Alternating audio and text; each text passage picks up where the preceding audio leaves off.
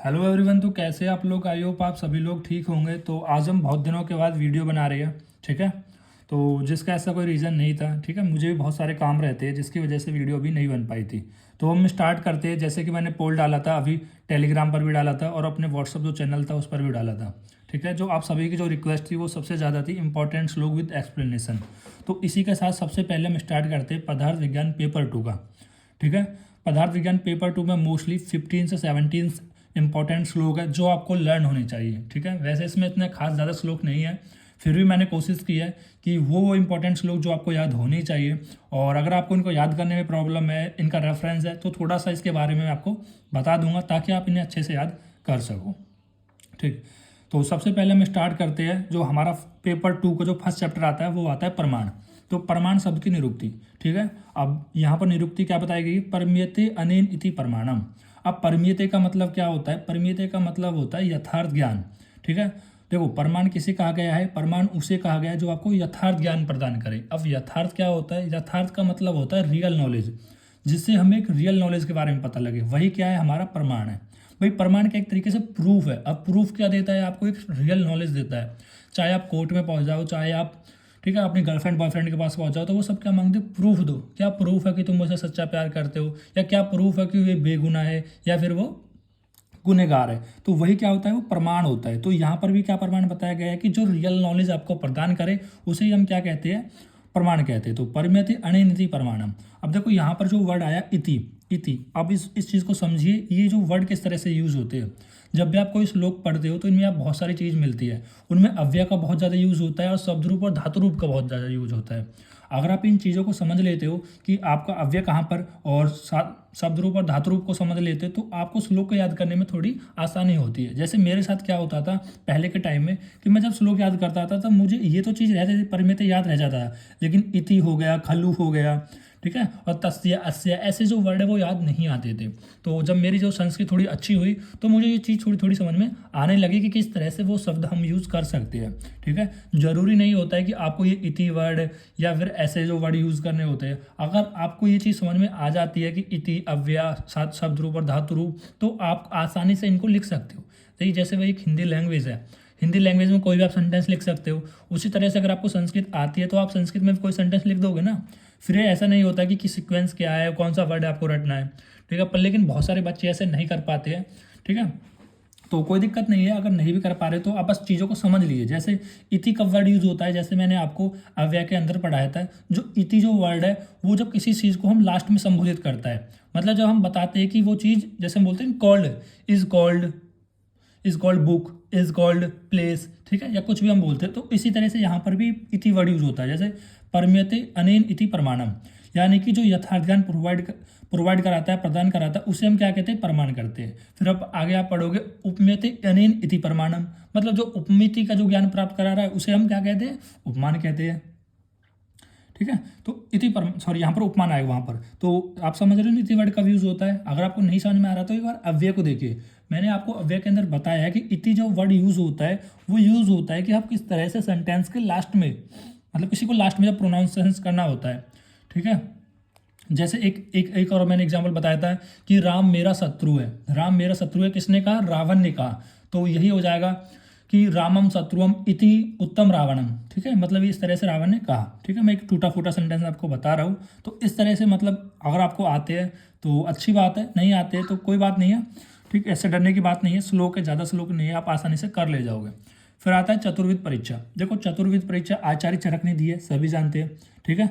अभी यहाँ पर जो चतुर्विध परीक्षा है तो वो कौन कौन सी है? आब्दोपदेश होता है, प्रत्यक्ष होता है, अनुमान होता है और युक्ति होती है, ठीक। तो यहाँ पर ये किस तरह से बताई गई है? तो वो बताई गई द्विविध मेव खलु सर्वम सच्चम असत्यम तस्यम चतुर्विध परीक्षा, यानी कि द्विविध मेव, मतलब जो संसार की जितनी भी वस्तुएं होती है, जितने भी द्रव्य होते हैं, ठीक है, वो दो चीज़ होती है, या तो वो सच होंगी या वो असच होंगी। सच असच का मतलब क्या होता है? मतलब या तो वो सत होंगी या वो असत होंगी। सत्य क्या होता है? मतलब उनकी प्रेजेंस होगी या उनकी प्रेजेंस नहीं होगी। तो सच असच मतलब या तो उनकी प्रेजेंस होगी या उनकी प्रेजेंस नहीं होगी। भाई, दो ही तो वस्तु होती है, ये पेन या तो होगा या नहीं होगा। तो इसी तरह से द्विमेव खलु सर्वम सच्चम असत्यम तस्यम चतुर्विध परीक्षा। और इनकी परीक्षा के लिए हम क्या करते हैं? इनको जानने के लिए हम चतुर्विध परीक्षा का यहाँ पर बताया गया है, ठीक। तो और वो चार परीक्षा कौन कौन सी है? वो चार परीक्षा होती है आप्तोपदेश, प्रत्यक्ष, अनुमान और युक्ति। ठीक है, एक बार फिर से समझा देता हूँ कि आचार्य चरक ने जो चार परीक्षा थी वो कौन कौन सी थी? वो थी आप्तोपदेश, प्रत्यक्ष, अनुमान और युक्ति। और इनको किस तरह से उन्होंने समझाया? उन्होंने बोला कि संसार में जितनी भी वस्तुएं होती है, संसार में जितनी भी वस्तु होती है, बोला द्विधमेव खलु, मतलब खलु मतलब वास्तव में संसार में जितनी भी वस्तु है वह तो उनकी प्रेजेंस होगी या उनकी प्रेजेंस नहीं होगी।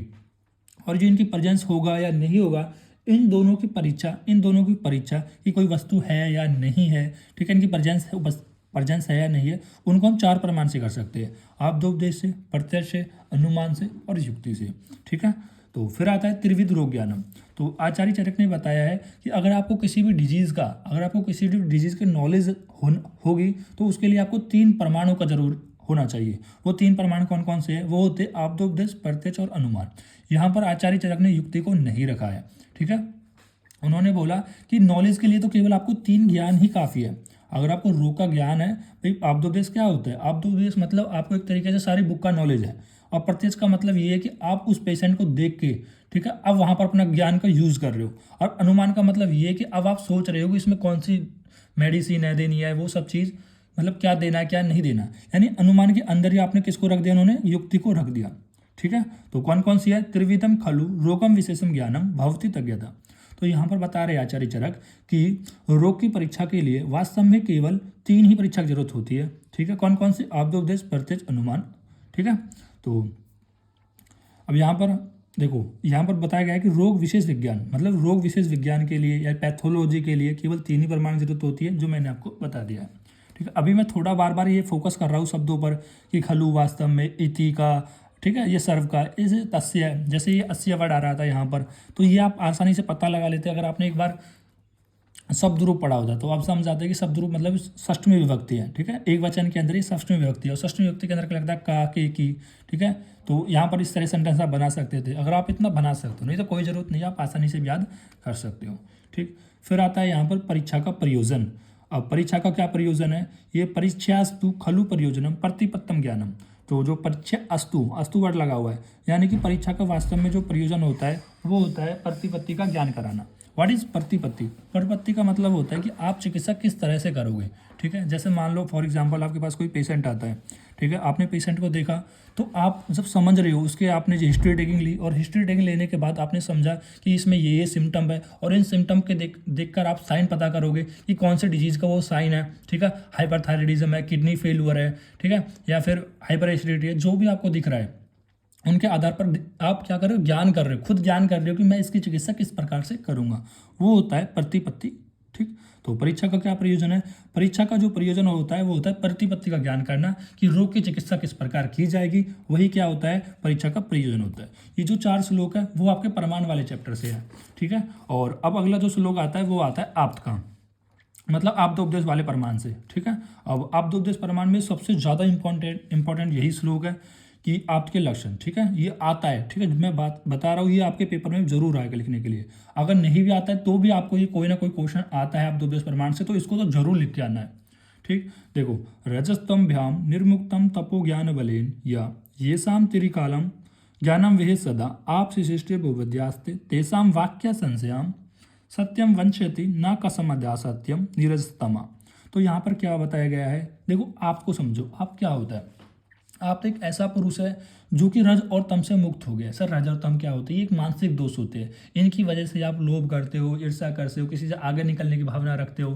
ठीक है, प्रेम वगैरह, ये सब चीज़ रज और तम की वजह से ही होता है। अगर किसी व्यक्ति में, किसी पुरुष में रज और तम ही ना हो, एक तरीके से केवल सत्व ही सत्व हो, तो वो कितना अच्छा उसका जो नेचर हो वो होने वाला है। ठीक है, मतलब यहाँ पर भी यही बताया गया है कि ऐसा व्यक्ति, ऐसा पुरुष जो रज और तम से मुक्त हो गया है, रज और तम से मुक्त हो गया है। ठीक है, कैसे मुक्त हो गया? अपने तप के बल पर, अपने अभ्यास के बल पर, अपने ज्ञान के बल पर, सेल्फ कंट्रोल की वजह से इन सब से मुक्त हो गया है। और ऐसे पुरुष को तीनों कालों का ज्ञान होता है। सर, तीन काल कौन कौन से? भूतकाल, भविष्य काल, वर्तमान काल। ठीक है, और इनका जो ज्ञान है वो हमेशा बढ़ता रहता है, क्योंकि वो रजतम से तो मुक्त हो गए हैं। अब उनको ऐसे कोई भी ऑब्स्ट्रक्शन नहीं है जो उनको रोक सके ज्ञान से। ठीक है, तो इस वजह से जो आपका ज्ञान है वो हमेशा बढ़ता रहेगा। ठीक है, और आपका ज्ञान क्या होता है? रुक जाता है। कभी आपको सोने की इच्छा कर रही है, कभी जागने की, कभी कोई किसी से बात करने की, ठीक है, कभी पढ़ने का मन नहीं करता। लेकिन इन पुरुषों में ऐसा नहीं होगा। क्यों? क्योंकि इसमें रज और तम ही नहीं होते, ठीक है, रज और तम नहीं होते। उसके बाद बताया गया है कि इन पुरुषों को और आप्त बोला जाता है, शिशिष्ट बोला जाता है, विबुद्ध बोला जाता है, ठीक है। ये इनकी एक तरीके से पर्याय है, ठीक। और इनके कभी भी जो आपके जो वाक्य होते हैं, मतलब जैसे आपने जो कह दिया, उनके वाक्यों पर हमें कभी संशय नहीं करना चाहिए। और वो जो ये जो पुरुष होते हैं वो रज और तम से मुक्त होने के कारण कभी भी झूठ नहीं बोलते हैं, ठीक है। तो वो होते हैं आप्त, ठीक। आपको समझ में आया? अब एक बार श्लोक को पढ़ लीजिए। देखो, रजस्तम भ्याम निर्मुक्ता तपो ज्ञान बलेन, ये मतलब वो पुरुष रज और तम से मुक्त हो गए हो। किसके बल पे? अपने तप के बल पर। देखो, रज और तम से वो मुक्त हो गए हो अपने तप और ज्ञान के बल पर। समझ रहे हो बात को? ठीक है। तप मतलब अपने बार बार उन चीज़ों में अभ्यास करिए, ठीक है। अगर आप भी अभ्यास करोगे तो आप कोई भी एग्जाम निकाल सकते हो। अगर आप भी अभ्यास करोगे तो अपने आप पे सेल्फ कंट्रोल पा सकते हो। आप भी अभ्यास करोगे तो मोक्ष की प्राप्ति कर सकते हो, ठीक है। तो ये शाम त्रिकालम ज्ञानम वेद सदा, मतलब इनको हमेशा तीनों काल का ज्ञान होता है, ठीक है। तो तीनों काल कौन कौन सा आप जानते हो। और इनका जो ज्ञान है वो सदा व्याहत होता है। व्याहत मतलब सदा बढ़ता रहता है, ठीक है। और इनको हम आप भी बोल सकते हैं, शिष्ट बोल सकते हैं, विबुद्ध्यास्ति, ये इसकी पर्याय है। और तेसाम वाक्य संशयम, मतलब कभी भी इनके वाक्य पे हमें संशय नहीं करना चाहिए, डाउट नहीं करना चाहिए, ठीक है। इन्होंने जो कह दिया वो कह दिया, जैसा ना पत्थर की लकीर है कि एक बार जो कह दिया तो कह दिया। इस तरह से ये वो हुई कि सत्यम वंचयति, मतलब सत्य बोलते हैं, ते कसम दाम सत्यम, क्योंकि वो हमेशा सत्य इसलिए बोलते हैं क्योंकि वो नीरजतम, मतलब नीरजतम, रज और तम से मुक्त हो गई है, जिसकी वजह से वो हमेशा सच बोलते हैं, ठीक है। और ये जो श्लोक आया है वो चरक सूत्र स्थान 11 में आया है, ठीक है। और जिस चैप्टर का नाम था तस्यम न त्रियेशनम अध्यायम, त्रियेशनम अध्यायम जब चरक सूत्र स्थान 11 पढ़ोगे, जो कि आपके सिलेबस में भी है, तो वहाँ पर ये चैप्टर आएगा जहाँ पर ये आप के बारे में बताया गया और ये श्लोक भी है। देखो, आपका श्लोक हो गया, प्रत्यक्ष प्रमाण का हो गया, आप्तोपदेश का हो गया और युक्ति का हो गया। ये सारे श्लोक आपको चरक सूत्र स्थान 11 में मिल जाएंगे। तो इससे आपका रेफरेंस भी याद हो जाएगा। तो रेफरेंस आपको याद करने का क्या तरीका है? सीधा सीधा आपको याद रखना है कि देखो, यहाँ पर जो चतुर्विद परीक्षा थी, इसका रेफरेंस भी चरक सूत्र स्थान 11 था। और जो आपके लक्षण थे, इसका रेफरेंस भी चरक सूत्र स्थान 11 है। रेफरेंस तो मैं आपको करा दूंगा, ठीक है, सिंपल है। एक ही चैप्टर के सारे से ही रेफरेंस है मोस्टली। कुछ विमान स्थान के भी आते हैं जो इतने इंपॉर्टेंट नहीं है जितने कि आपको ये जो मेन श्लोक में बता रहा हूँ, ये आपका बहुत मोस्ट इंपॉर्टेंट है, ठीक है। ठीक, तो अब हम बात करते हैं प्रत्यक्ष प्रमाण के लक्षण। अब प्रत्यक्ष प्रमाण के लक्षण देखो, सबसे पहले हमने आप्तोपदेश के बारे में बात कर लिया, और अब हमारा जो नेक्स्ट चैप्टर आता है वो होता है प्रत्यक्ष प्रमाण। तो प्रत्यक्ष प्रमाण में जो सबसे ज़्यादा जो इंपॉर्टेंट श्लोक लगा वो होता है हमारा कि प्रत्यक्ष प्रमाण के लक्षण वाला, कि आत्मन इंद्रिय मनोअर्थानाम, आत्मेन इंद्रिय मनोअर्थानाम सन्निकृष परवर्ते व्यक्ता तदाद्वे या बुद्धि प्रत्यक्षा निरुच्यते। तो यहाँ पर इस श्लोक का क्या मतलब है? यहाँ पर इसका ये मतलब है कि प्रत्यक्ष प्रमाण आपके लक्षण क्या होते हैं कि जब आपकी आत्मा, आपकी इंद्रिया, आपका मन और आपका अर्थ मतलब जो इंद्रियों के विषय होते हैं, सब स्पर्श रूप रस, जब इनका सन्निकृष होता है, सन्निकृष मतलब इनका जब मिलन होता है, ठीक है, परवर्त, उस टाइम पे परवर्त मतलब इनका परिवर्तित होता है, मिलन होता है, तो उस टाइम पे जो व्यक्ति मतलब जो बुद्धि उत्पन्न होती है, वो वेद्य उत्पन्न होती है, उसे हम क्या कहते हैं? प्रत्यक्ष कहते हैं। समझ रहे हो बात को? एक बार मैं आपको यहाँ पर इसको समझा देता हूँ किस तरह से बात की जा रही है। देखो, ये बात आप समझ लीजिए कि प्रत्यक्ष का मतलब क्या। पहले तो आप यही समझ लीजिए कि कुछ बच्चों को नहीं पता, वैसे तो मुझे इतना नहीं बताना चाहिए, फिर भी मैं बता रहा हूँ। देखो, प्रत्यक्ष का क्या मतलब है? प्रत्यक्ष का मतलब ये है कि जिसका ज्ञान आपकी इंद्रियों से हो। केवल ऐसा नहीं कि केवल देखने मात्र से जो ज्ञान उत्पन्न होता है वो नहीं, जो आपकी इंद्रियों से, चाहे आपकी चक्षु इंद्रिय इसमें आ जाए, देखने से आ जाए, चाहे आपकी श्रोत्र इंद्रिय आ जाए, मतलब कोई चीज़ सुन रही है आपको, या घ्राण इंद्रिया, या स्मेल से किसी चीज़ का ज्ञान हो जाए, या त्वक इंद्रिया मतलब आपकी स्किन से किसी चीज़ को ज्ञान हो जाए, ठीक है। कोई भी इंद्रिय से जो ज्ञान होता है उसको हम क्या कहते हैं? प्रत्यक्ष के अंदर रखते हैं। और यहाँ पर उन्होंने क्या बताया है कि जब आपकी आत्मा है, ठीक है, आपकी आत्मा और आपकी जो इंद्रिया है, आपका मन है, इंद्रिया मनो अर्थनाम, ठीक है, मनो अर्थनाम, तो इनका जब सन्निक्रस होता है, इनका जब मिलन होता है, और उनका मिलन होने की वजह से जो हमें ज्ञान उत्पन्न होता है, वही क्या होता है? हमारा बुद्धि उत्पन्न होती है, वही क्या होता है? प्रत्यक्ष होता है। अब देखो, ये चीज़ शायद आपको ना समझ में आए हो, तो इससे मैं आपको एक और चीज़ समझाता हूँ। जब मैंने आपको ज्ञान की उत्पत्ति समझाई थी, ठीक है, अगर आपने मेरी वीडियो देखी होंगी तो मैंने आपको ज्ञान की उत्पत्ति बताई थी। तो ज्ञान में उत्पत्ति कैसे होती है कि आत्मा किससे सहयोग करती है? मन से सहयोग करती है, और मन जो सहयोग करता है वो आत्मा के साथ करती है। सॉरी, गलत हो गया। आत्मा का सहयोग होता है मन के साथ, और मन का सहयोग होता है इंद्रियों के साथ, और इंद्रिया का सहयोग होता है अपने विषयों से, या इसको हम बोलते हैं अपने अर्थों से। अब इनके विषय कौन कौन से होते हैं? शब्द होता है, स्पर्श होता है, रूप होता है, रस होता है और गंध होती है। बात समझ रहे हो? ठीक ठीक है। तो इस तरह से हमें ज्ञान होता है। तो यहाँ पर भी क्या हो रहा है? यहाँ पर भी क्या कर रहा है? आपकी आत्मा है, आपकी आत्मा है, आपकी इंद्रिया है, आपकी इंद्रिया है, आपका मन है, आपका मन है, और आपके अर्थ यानी आपके विषय, सारी चीज़ तो यही है। जब ये चीज़ मिल जाती है तभी तो जाके आपको ज्ञान उत्पन्न होता है। तो यही चीज़ यहाँ पर बताई गई है, समझ रहे हो? तो जब आपकी आत्मा का, इंद्रिया का, मन का, अर्थ का, ये सारी चीज़ें एक साथ मिल जाती है और उनकी वजह से जो आपकी बुद्धि उत्पन्न होती है उसे ही हम क्या कहते हैं? प्रत्यक्ष कहते हैं। सा का मतलब होता है वह, उसे हम प्रत्यक्ष कहते हैं। अब ये इसका भी रेफरेंस कहाँ पर है? चरक सूत्र स्थान 11। देखो प्रमाण वाला भी जो हमारे चतुर्विद परीक्षा थी वो भी चरक सूत्र स्थान 11, अनुमान आपके लक्षण वो भी चरक सूत्र स्थान 11, प्रत्यक्ष प्रमाण वो भी चरक सूत्र स्थान 11। समझ रहे हो कितना इंपॉर्टेंट है चैप्टर नंबर 11, और इनका रेफरेंस जरूर लिखना। ठीक है। फिर आता है इंद्रियों के लक्षण। देखो आचार्य चरक ने क्या बताया है? से इंद्रिया चेतनम द्रव्यमम, यानी कि द्रव्यम किसकी बात कर रहे हैं? यहाँ पर महाभूत की बात कर रहे हैं। यानी चाहे इंद्रिया हो, चाहे कोई भी चीज़ हो, कोई भी द्रव्य, वो सारे पंच महाभूत से मिलकर बने होते हैं।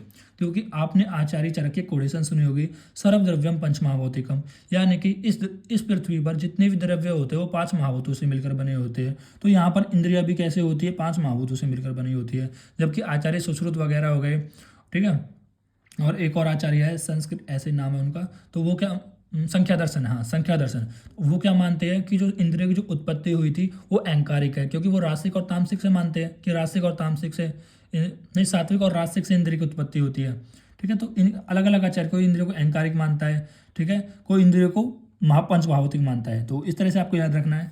फिर अनुमान की परीक्षा। देखो अनुमान की परीक्षा, पहले हमने क्या देखा? पहले हमने आप्तोपदेश वाला देख लिया, उसके बाद प्रत्यक्ष देख लिया, उसके बाद अनुमान देख लिया। आप समझ रहे हो किस तरह से ये चीज़ें करनी है? भाई मैं एक नॉर्मल आपको एग्जांपल से समझाता हूँ, ठीक है, वीडियो थोड़ी बड़ी हो जाएंगी, श्लोक बेशक 15-16 ही है इसमें, मैं समझा इसलिए रहा हूँ ताकि ये चीज़ आपको अच्छे से लर्न हो जाए, ये सारे श्लोक आपको लर्न हो जाए कि किस तरह से इनको यूज़ करना है। देखो अनुमान की परिभाषा समझिए। पहले आप अनुमान समझिए। जैसे सबसे पहले हमने देखा आप्तोपदेश। आप्तोपदेश का मतलब क्या है कि आपको हर एक चीज़ का ज्ञान होना चाहिए। अब हर एक चीज़ का ज्ञान क्यों होना चाहिए? क्योंकि आपको किसी का ट्रीटमेंट भी तो करना है यार। अगर आपको अल्टीमेटली डॉक्टर बनना है तो उसके लिए आपको ज्ञान होना चाहिए कि कौन सी मेडिसिन देनी है, क्या हिस्ट्री टेकिंग लेनी है, ठीक है, कौन कौन से ऐसे पॉइंट है, इंपॉर्टेंट पॉइंट, वो सारी चीज़ें, ठीक है, किस तरह से इसका सर्जरी वगैरह करनी है, वो सब पता होना चाहिए। उसके बाद आता है प्रत्यक्ष। अब प्रत्यक्ष का क्या मतलब है कि जब आप पेशेंट को देखोगे, भाई जब आप पेशेंट को देखोगे तो उससे आपको क्या ज्ञान हो रहा है कि आपको अपनी देखने से पता लग गया यार इसमें चलने में दिक्कत आ रही है, कहीं ना कहीं इसके पैर में दिक्कत होगी, या फिर आपने देखने से ही पता लगा लिया कि कहीं इसका पस पड़ रहा है, मतलब इसका फिजिकल प्रॉब्लम है, इसका हार्ट टूट रहा है, ये सब आपने देख लिया। ठीक। फिर आपने कह रहा है कि स्पर्श करके देख लिया, मतलब त्वक इंद्रिय से पता लगा लिया यार इसकी बॉडी का टेम्परेचर बहुत ज़्यादा है, कहीं ना कहीं इसको बुखार हो रहा होगा। तो वो किसके अंदर आता है? प्रत्यक्ष के अंदर। सबसे पहले हमने आप्तोपदेश से देख लिया, फिर हम प्रत्यक्ष से ज्ञान कर रही है। प्रत्यक्ष से कैसे ज्ञान कर रही है? ठीक है, पहले तो हमने उस प्रत्यक्ष से कैसे कर रहे हो भाई? हाथ लगा के, चक्षुओं से, या फिर कोई स्मेल से, सूंघ के कर रहे हो। सूंघ के कैसे कर रहे हो? कि आपने देख लिया कहीं पस वगैरह पड़ रहा है, स्मेल आ रही है, ठीक है, या फिर रेजोनेंस साउंड है, ठीक है, जब आप स्टेथोस्कोप रखते हो चेस्ट पे, लंग्स पे, तो वहाँ पर साउंड सुनते हो, तो इन सभी से आप इस तरह से करते हो। उसके बाद आता है आपका अनुमान। अनुमान से क्या है? ये सब चीज़ आपने देख ली तो आप अनुमान लगा रहे हो कि जो पेशेंट मुझे सिम्टम बता रहा है उनके आधार पर कौन सी डिजीज उसको हो सकती है। पेशेंट बता रहा है कि सर मुझे सुबह उठते ही चक्कर आ जाते हैं, ठीक है, और मुझे बहुत ज़्यादा थकावट रहती है, ठीक है, तो ऐसे सिम्टम बता रहा है, तो आप साइन लगा सकते हो कहीं ना कहीं एनीमिया की कंडीशन तो नहीं है, ठीक है, एनीमिया की कंडीशन तो नहीं, हाइपोवॉल्यूमिक तो शौक नहीं है, मतलब इसका वॉल्यूम कम तो नहीं होगा, ब्लड प्रेशर लो तो नहीं हो गया है। तो ये सारी चीज़ आप क्या लगाओगे? आप अनुमान से लगाओगे। फिर अनुमान के अंदर बात आती है युक्ति। अब युक्ति में क्या लगाओगे? यार इसको मैं क्या ट्रीटमेंट दूँ, ठीक है, जैसे यहाँ पर एनीमिया की है, तो आप सोच रहे हो कहीं ऐसा तो नहीं इसकी, और वो पेशेंट बता रहा है कि सर मैं एनीमिया की, यानी कि अपने एनीमिया की दवाई भी खा रहा हूँ, ठीक है, तो फिर भी कह रहा है सर नहीं बढ़ रहा है, तो आपसे कहीं लगा कहीं इसका किडनी तो फेलियर नहीं है, यही किडनी में जो हार्मोन होता है आर्थियोपोएटिन वो तो कम नहीं हो गया है, ठीक है, वो कम हो जाएगा तो एनीमिया रेड ब्लड सेल की फॉर्मेशन नहीं होती, जो हमें बाहर से फिर हमें इंजेक्शन वगैरह देना पड़ता है। तो ये सब चीज़ कैसे करोगे आप? युक्ति से करोगे, ठीक है। इस तरह से यहाँ पर आचार्य चरक पूरा आपको ज्ञान प्रदान करने की कोशिश कर रहे हैं, और आप हमेशा उसे रटते रह जाते हो, समझते नहीं हो। हमें क्या करना है? जो पहले का जो ज्ञान था आज को इसको मॉडर्न रिलेट करना है, ठीक है, क्योंकि अल्टीमेटली आपको एक डॉक्टर बनना है, ठीक है। तो अब समझते हैं अनुमान की परिभाषा। तो प्रत्यक्षम त्रिविधम त्रिकालम च अनुम्यते बहु निर्गणो धूमेन मैथुन गर्भ दर्शनात् एवं व्यवस्यम अतीतम विजात फलम नागातम दृष्टा विजात फलम जाति में एव सदृशम बुद्धा। तो ये इतना श्लोक है, ये भी चरक सूत्र स्थान 11 का ही श्लोक है। यहाँ पर क्या बताया गया है कि प्रत्यक्ष त्रिविधम त्रिकालम च अनुमीयते। तो यहाँ पर क्या बताया गया है, ये बताने की कोशिश कर रही है कि प्रत्यक्ष से आपको तीनों काल का ज्ञान होता है। ठीक है भाई, प्रत्यक्ष का ज्ञान आपको कैसे तीनों काल का होता है, कैसे तीनों काल का होता है, मतलब देखो जो चीज़ मैं आज पढ़ रहा हूँ ये मेरा क्या हो गया, ये मेरा हो गया वर्तमान जो चल रहा है। जो चीज़ मैंने पहले पढ़ी थी वो क्या हो गया, भूतकाल हो गई, मतलब मैंने पहले भी कुछ चीज़ पढ़ी होगी। और जो चीज़ मैं आगे आगे पढ़ूंगा वो क्या होगी, भविष्यकाल। तो तीनों चीज़ किससे होता है, तीनों चीज़ का ज्ञान किससे हो रहा है, कहीं ना कहीं प्रत्यक्ष से ही तो हो रहा है। ठीक है, अब इन जो तीनों चीज़ का आपको ज्ञान प्रत्यक्ष से हो रहा है और इन्हीं प्रत्यक्ष के आधार पर ही आप क्या करोगे, अनुमान का भी तो ज्ञान करोगे। भाई अनुमान आप कब करते हो, जब आपको ज्ञान होता है। आप सोच रहे हो कि जैसे मैंने बीज बोया, मैंने आम का बीज बोया, तो मैं फ्यूचर में ज्ञान कर रहा हूँ कि इससे आगे वाले टाइम पे एक पेड़ बनेगा, एक वृक्ष बनेगा। तो ये क्या मेरा फ्यूचर का ज्ञान है, प्रत्यक्ष, मतलब प्रत्यक्ष से मुझे फ्यूचर का ज्ञान हो रहा है। और पहले जो बोया था, इस तरह से मैं प्रत्यक्ष, पूर्व और मतलब पास्ट, प्रेजेंट और फ्यूचर तीनों का ज्ञान होता है, नहीं होता है ना। तो उसी के आधार पर हम तीनों का अनुमान का भी तो ज्ञान कर सकते हैं। जैसे आचार्य चरक कहते हैं बहु निर्गणो धूमेन। बहु निर्गणो धूमेन का मतलब ये है, बहिर का मतलब होता है अग्नि, मतलब कहीं अगर अग्नि जल रही है, ठीक है, मतलब अग्नि है और अग्नि जब बुझ जाती है तो उसके बाद क्या आता है, धूमेन। धूमेन जैसे आपने कहीं गए, आप पर्वत वगैरह पर गए या अपने बाहर देखे, जैसे ठंड का टाइम है तो अभी आपने बाहर देखा, आपने देखा कि अब वहाँ से धुआं उठ रहा है, तो आप कहोगे यार इससे थोड़ी देर पहले कहीं ना कहीं अग्नि होगी, मतलब पास्ट प्रेजेंट की बात हो रही है, मतलब वर्तमान की बात हो रही है कि मतलब अभी धूम उठ रहा है तो थोड़ी देर पहले जरूर किसी ना किसी ने आग जलाई होगी। तो इससे किस चीज़ का ज्ञान हो गया, आपको हो गया वर्तमान का ज्ञान। उसके बाद मैथुन गर्भ दर्शनाथ, जैसे कि आप गायनोकोलॉजिस्ट डॉक्टर के पास कभी भीड़ भाड़ में गए होंगे, देखा होगा, तो वहाँ पर जो प्रेग्नेंट लेडी होती है, जब आप उनके गर्भ को देखोगे तो आप कहीं ना कहीं एक अच्छे इंटेंशन से, आप मतलब डॉक्टर, तो आप ये रिलेट करोगे कि कहीं ना कहीं इनके बीच में मैथुन हुआ होगा, ठीक है, सेक्सुअल इंटरकोर्स वगैरह हुआ होगा, तो तभी जाके गर्भ आपको यहाँ पर हुआ होगा। तो ये किस चीज़ का ज्ञान हो रहा है, आपको पास्ट का ज्ञान हो रहा है। पास्ट मतलब भूतकाल का, और ये प्रेजेंट लिख देता हूँ। उसके बाद एवं व्यवस्यम अतीतम विजात फलम नागातम, ठीक है। तो यहाँ पर क्या बताया गया है कि एवं व्यवस्यम अतीतम विजना, मतलब जो अतीत में, मतलब जो आज के टाइम पे है, मतलब जो बीज है, जैसे मान लो किसी चीज़ का बीज हो सकता है, नीम का बीज हो सकता है, आम का बीज हो सकता है, मतलब किसी भी वृक्ष का कोई बीज है, तो उस बीज को देख के आप अनुमान कर रहे हो, ठीक है। तो इस बीज को देखकर आप अनुमान कर रहे हो कि उस पर कौन सा फल आने वाला है। तो ये क्या हो गया, ये हो गया फ्यूचर की बात, ठीक है। फ्यूचर बोल दो या भविष्यकाल बोल दो। उसके बाद आता, सॉरी, दृष्टा बीजात फलम जाति में सदृश बुद्धा। तो इसके बाद हम क्या करते हैं, दृष्टाम बीजात फलम, मतलब हम ये देखते हैं कि जो हमने बीज बोया है क्या उसी प्रकार का जो पेड़ है, वृक्ष है, उसी प्रकार का फल है वो आया है नहीं। देखो आप जैसे आम का बीज आपने बोया है तो आप यही तो देखोगे कि आम का फल आया है नहीं आया है। तो आम का फल बोओगे, आम का बीज बोओगे तो आम का फल ही आएगा। ऐसा तो नहीं होगा कि बोया पेड़ बबूल का आम कहाँ से आए, ऐसा तो नहीं होने वाला है कि बबूल का पेड़ बोकर आम का बारे में सोच रहे हो। तो यहाँ पर यही बताया गया है। इसका जो रेफरेंस है वो चरक सूत्र स्थान 11 का है, चरक सूत्र स्थान 11 का है, ठीक है। तो ये तो हो गया आपका अनुमान वाला। फिर अनुमान में एक और आती है डेफिनेशन इसके लक्षण के अंदर, तो वो आती है कि अनुमान के लक्षण क्या होते हैं। जो आचार्य चरक ने बताया कि अनुमान खलो तर्कियों युक्तियों की उपेक्षा, कि अनुमान हमेशा युक्ति की उपेक्षा करता है, ठीक है। तो आप ऐसे भी याद रख सकते हो, ध्यान रह जाए तो याद रख लेना, चरक विमान स्थान 4 में है, ठीक है। इतना फोकस मैं नहीं कर रहा हूँ। अगर आप इतना भी लिखोगे कि अनुमान के लक्षण अकॉर्डिंग टू आचार्य चरक तो काम बन जाएगा। और इनका रेफरेंस कर लेना कि प्रत्यक्ष का, प्रमाण का भी, आब्दोपदेश का भी और अनुमान का भी, सभी का जो रेफरेंस है वो चरक सूत्र स्थान 11 ही यहाँ पर दिया गया है। देखो अब यहाँ पर आता है युक्ति के लक्षण। तो सबसे पहले हम क्या बात करते हैं, युक्ति। तो सबसे पहले हमने क्या बात करी, प्रमाण की बात करी, प्रमाण, और उसके बाद हमने आब्दोपदेश की बात करी, और उसके बाद प्रत्यक्ष की बात करी, ठीक है। और प्रत्यक्ष के बाद अभी हमने किसकी बात करी थी, अनुमान की बात करी, और अनुमान के बाद युक्ति की बात कर रही है। सभी के जो श्लोक थे उनमें कॉमन रेफरेंस था चरक सूत्र स्थान 11, और यहाँ पर भी युक्ति आ रही है तो इसमें भी जो कॉमन रेफरेंस होगा वो होगा चरक सूत्र स्थान 11। कितना आसान हो गया आपको याद करने का, ठीक है। और युक्ति के जो उदाहरण होंगे वो भी किसे, चरक सूत्र स्थान 11। जब परिभाषा आचार्य चरक ने दी है तो एग्जाम्पल भी तो वही दे रहे हैं, ठीक है।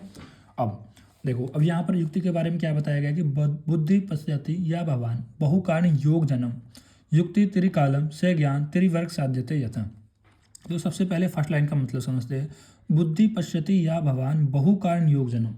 मतलब यहाँ पर बुद्धि के बारे में बताया जा रहा है कि बहुत सारे कारणों के संयोग से जब आप अविज्ञात भाव को जानते हो, ठीक है, अविज्ञात भाव को जानते हो तो उसे हम क्या कहते हैं, अविज्ञात भाव से विज्ञात भाव को जानते हैं तो उसे हम कहते हैं बुद्धि।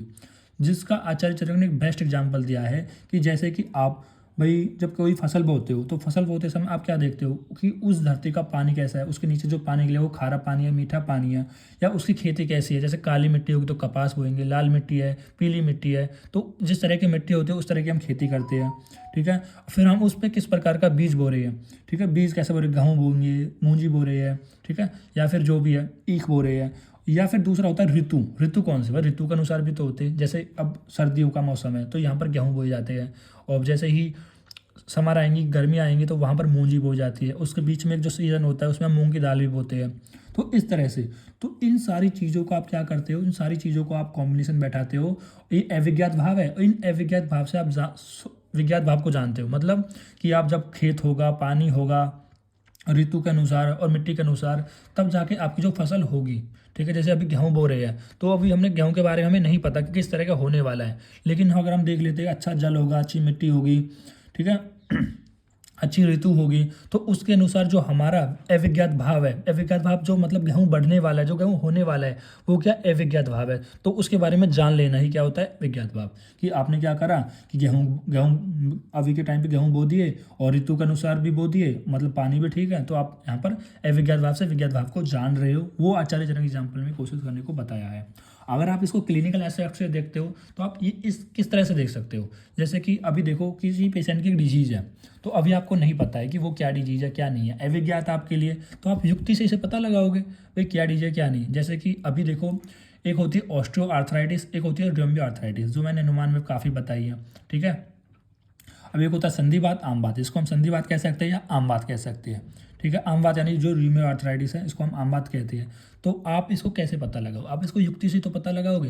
भाई आपको नहीं पता लग रहा है कि कोई पेशेंट आया है वो बोल रहा है कि डॉक्टर साहब मेरे जॉइंट्स में बहुत पेन है, आपको समझ में नहीं आ रहा है ऑस्टियो आर्थराइटिस है, रोमेटॉइड आर्थराइटिस है, तो उसमें आप क्या करोगे, आप उसे तेल दे दोगे। आपने तेल दे दिया और तेल लगाने से वो बोल रहा है डॉक्टर साहब तेल लगाने से तो मेरे बॉडी का जो पेन है वो और ज़्यादा बढ़ गया। क्यों बढ़ गया है, क्योंकि जो आम बात वाली कंडीशन है उसमें जितना भी स्नेहास पदार्थ दोगे वो और ज़्यादा आम की उत्पत्ति करता है। अगर और ज़्यादा आम की उत्पत्ति होगी तो आपकी बॉडी में और ज़्यादा पेन बढ़ेगा। तो डॉक्टर साहब समझ जाएंगे कोई नहीं जी आप मेरे पास वापस आ जाइए, मैं आपकी दवा बदल दूंगा। डॉक्टर को पता लग गया है कि रोमेटॉइड आर्थराइटिस है, ठीक है, रोमेटॉइड आर्थराइटिस के वहाँ पर वो दवा चला दी। क्या दवा है वो आपको नहीं जाननी अभी, ठीक है। तो इस तरह से यहाँ पर युक्ति का प्रयोग करना है, ठीक है। तो आपको भी ऐसे ही युक्ति का प्रयोग करना है। और उसके बाद बताया गया है कि युक्तिम त्रिकालम से ज्ञान त्रिवर्ग साध्यते यथा। मतलब युक्ति से आप भूत, वर्तमान और भविष्य इन तीनों कालों का विषय को ज्ञान होता है। और इन युक्ति प्रमाण से ही, युक्ति से ही आपको धर्म का, त्रिवर्ग में तीन चीज आती है, धर्म का, अर्थ का और काम। धर्म, अर्थ, काम, ठीक है, इन तीनों का भी आपसे युक्ति से ज्ञान हो जाता है। अगर इसमें हम मोक्ष और जोड़ देते हैं वो क्या हो जाता है, पुरुषार्थ चतुष्टय हो जाता है, लेकिन जोड़ना नहीं है, ठीक है। तो इस तरह से आप याद रख सकते हो। अब युक्ति प्रमाण से यहाँ पर एग्जाम्पल दिए गए, जल, कृषण, बीजात, ऋतु, संयोगात, सहसम्य, संभव। मतलब जल, कृषण और बीज, जल, कृषण, बीज और ऋतु में जब आप किसी चीज़ का संयोग कराते हो तब वहाँ पर आप सहसंभव कर लेते हो। मतलब ये मान के चलते हो कि इस तरह की यहाँ पर फसल होने वाली है, ठीक है।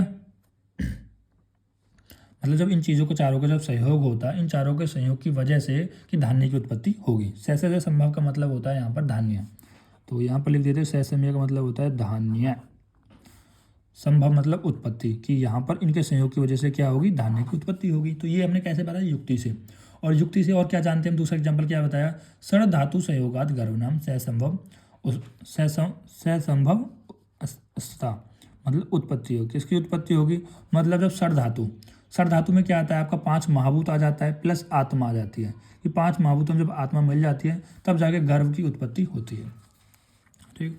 फिर आता है उपमान। अब उपमान शब्द की निरुक्ति में क्या बताया, उपमेति अनेन इति उपमानम। देखो इति वर्ड का यूज होता है जब किसी चीज़ को आपको लास्ट में बताना है कि ये जो चीज़ मैंने अभी बताई है उसको हम उपमान कह रहे हैं। जैसे उपमेति को हम उपमान कह रहे हैं, ठीक है। उपमेति क्या होता है, उपमेति का मतलब होता है कंपैरिजन का ज्ञान, दो चीज़ों में कंपैरिजन कर रहे हैं। जैसे मैं यहाँ पर बात कर लूँ कि ये ब्लैक पेन है, ये ब्लू पेन है, ठीक है, तो इन दो चीज़ों में जो कंपैरिजन हो गया वही क्या है, उपमिति हो गया। तो उपमिति दो चीज़ सिमिलर चीज़ों के बीच में कंपैरिजन करना ही क्या होता है, उपमिति होती है, ठीक है। और उसे हम क्या कहते हैं, उपमानम कहते हैं। अब देखो सत्कार्यवाद की यहाँ पर कुछ 5 युक्तियाँ आई है जो काफ़ी इंपॉर्टेंट है, ठीक है। तो यहाँ पर पहली युक्ति क्या है, ये 5 युक्ति बताई गई है, जिसमें पहली है असत अकारणात्। अब देखो असत अकारणात् का मतलब क्या है कि जो चीज़ असत है, मतलब असत अकारणात्, मतलब जिसका जो कारण है वो सही नहीं है। भाई अगर किसी चीज़ का कारण सही नहीं है तो कार्य भी सही नहीं होगा।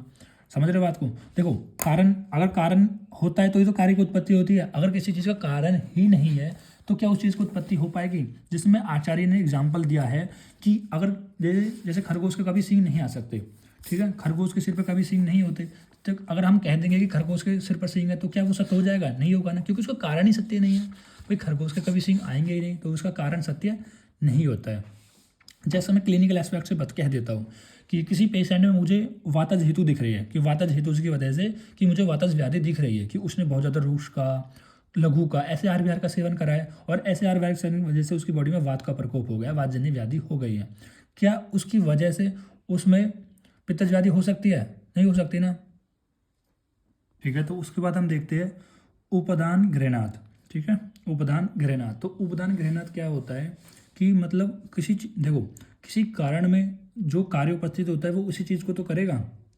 जैसे कोई विशिष्ट कार्य हमें करना है तो उसके लिए विशिष्ट कारण भी तो होना चाहिए। जैसे मैं कह दूं कि मुझे एक वस्त्र बनाना है तो वस्त्र बनाने के लिए मुझे धागे की जरूरत होगी ना, तो उस विशिष्ट कारण में, विशिष्ट कारण क्या हो गया, वो धागा हो गया, विशिष्ट कार्य क्या हो गया, वो वस्त्र हो गया। तो यहाँ पर भी यही बताया जा रहा है कि उपदान गृहणात मतलब विशिष्ट कार्य के लिए हमें विशिष्ट कारण की भी होना आवश्यक होती है। उसके बाद आता है सर्वसंभव अभात। सर्वसंभव अभात का मतलब होता है कि सर्वसंभव का मतलब सभी कार्यों के लिए सभी कारण उत्पन्न नहीं होते हैं। मतलब ऐसा नहीं होगा कि जितने भी कार्य होते हैं उनके लिए सभी कारण उपस्थित होंगे, नहीं, केवल एक विशिष्ट कारण के लिए एक विशिष्ट कारण होता है। तो ठीक है, एक विशिष्ट कारण के लिए या एक विशिष्ट कार्य के लिए एक विशिष्ट कारण होता है। जैसे कि यहाँ पर मैं कह दूँ कि दूध, पानी से दही जमा सकते हैं तो नहीं जमा सकते। क्या पानी से आप दही जमा सकते हो? नहीं जमा सकते। तो यहाँ पर केवल दूध से ही, तो यहाँ पर केवल आप दूध से ही दही जमा सकते हो ना, बिल्कुल सही बात है। नहीं, अब बताओ, जमा सकते हो? बिल्कुल जमा सकते हैं। तो यहाँ पर आप चीज़ समझ रहे हो? तो यहाँ पर भी यही बताया गया है कि एक विशिष्ट कारण से ही एक कार्य की उत्पत्ति हो सकती है, ठीक है। वैसे तो बात कुछ सेम से ही लगती है सारी सी, लेकिन यहाँ को जैसा है इसलिए आपको ये श्लोक रट लेना है, ठीक है, ताकि आप हिंदी में कंफ्यूज हो जाओ ना, तो इन श्लोक को लिख दो, टीचर आपकी हिंदी नहीं चेक करने वाला है फिर, ठीक है। फिर आता है सक्तस्यम सकरनाथ। अब शक्ति से शरणकरणार्थ का मतलब होता है कि जिस कारण से जो कारण जिस कार्य को उत्पन्न करने के लिए समर्थ होता है वह उसी को उत्पन्न करता है। तो शक्ति से शरणकरणार्थ का मतलब होता है कि शक्ति होती है कि जिस कारण में जिस कार्य को करने की उत्पत्ति क्षमता होती है, शक्ति होती है, वो उसी कारण को उत्पन्न कर सकता है। जैसे कि अगर मैं बोलूँ कि मैंने आम का बीज बोया है तो आम के बीज से आम का वृक्ष तो मिलेगा, आम के बीज से क्या मिलेगा? आम का वृक्ष मिलेगा, आम का वृक्ष मिलेगा। बात समझ रहे हो? तो यहाँ पर भी यही बताया गया है, शक्ति से शक्तिनाथ का मतलब किसी विशिष्ट कार्य, जो कारण जिस कार्य में उत्पन्न होता है वह उसी से उत्पन्न हो सकता है, ठीक है। फिर आता है कारण अभावात। तो कारण अभावात क्या होता है? कारण अभावात अच्छम सत्यकरम। तो इसका मतलब होता है कि जो कारण और कार्य उनको एक ही किया जा सकता है, केवल इनमें अवस्थाओं का विभिन्नता होती है।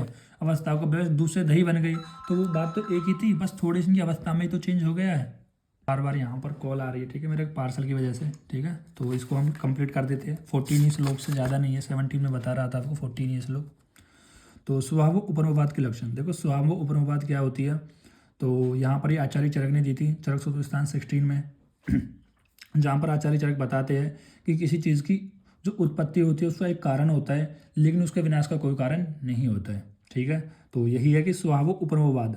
तो स्वभाव उपनोवाद का ही नाम से क्लियर है कि जो किसी चीज़ का जो विनाश होता है वो स्वभाव से होता है, ठीक है। उत्पत्ति एक कारण से होती है लेकिन उसका जो विनाश होता है वो एक स्वभाव से होता है। जैसे लकड़ी का है, भाई लकड़ी से एक टेबल बना ली, लकड़ी से टेबल बना ली, उसका एक कारण है, ठीक है, लेकिन उस जो लकड़ी है, वो टेबल है, वो अपने आप में नाश हो गई, इसके कीड़े मकोड़े जो भी है वो खा गए, तो वो कैसे हो गई? खराब हो गई, स्वभाव से खराब हो गई, ठीक है। तो ये आचार्य का कहना है। तो यहाँ पर इनका जो एक श्लोक है वो है कि प्रवृत्ति हेतु भावना नाम ना निरोध अस्ति कारणम। मतलब प्रवृत्ति का मतलब होता है यहाँ पर कि किसी चीज़ की जो उत्पत्ति, मतलब उत्पत्ति का तो एक कारण होता है, प्रवृत्ति हेतु भावना नाम मतलब उत्पत्ति का तो एक कारण होता है, लेकिन ना निरोध अस्ति कारणम, ठीक है। लेकिन यहाँ पर किसी चीज़ का विनाश का, निरोध का कारण नहीं होता है, ठीक है। ठीक, वो स्वभाव से हो जाती है, ये चीज़ आचार्य बताना चाह रहे हैं, ठीक है। और इसके कुछ एग्जाम्पल भी उन्होंने दिए हैं, जैसे कि एग्जाम्पल इन्हें मैं क्लिनिकल से बताता हूँ कि इन्होंने बताया कि अगर आप हेतु का सेवन करते हो, कौन से हेतु का सेवन करते हो कि वातज हेतु का सेवन करते हो, तो उससे आपकी बॉडी में वात का प्रकोप हो जाएगा, ठीक है, वात का प्रकोप हो जाएगा। और जब हम इसकी चिकित्सा करेंगे तो चिकित्सा में हम क्या देंगे, स्निग्ध आहार देंगे, ठीक है। अब स्निग्ध आहार देंगे तो स्निग्ध आहार से क्या होगा, एक स्निग्ध आहार से उसकी आपकी बॉडी में क्या हो जाएगा, कफ की उत्पत्ति हो जाएगी, और उस कफ की उत्पत्ति की वजह से आपकी बॉडी में क्या हो जाएगा, वात का शमन हो जाएगा। यही तो है कि वात का शमन हो जाएगा। लेकिन ये क्या कह रहे हैं, उन्होंने कहा कि वात का जो शमन होगा वो अपने आप हो जाएगा। देखो उन्होंने बताया उत्पत्ति का तो कारण है भाई, वात का प्रकोप हो गया, वातज व्याधि हो गई, उसका कारण है कि आपने हेतुज व्याधि का सेवन किया, कि आपने रुक्ष का, लघु का, ठंडे से का, शीत का, इन सब का सेवन किया, जिससे आपकी बॉडी में वात का प्रकोप हो गया, वात का प्रकोप हो गया।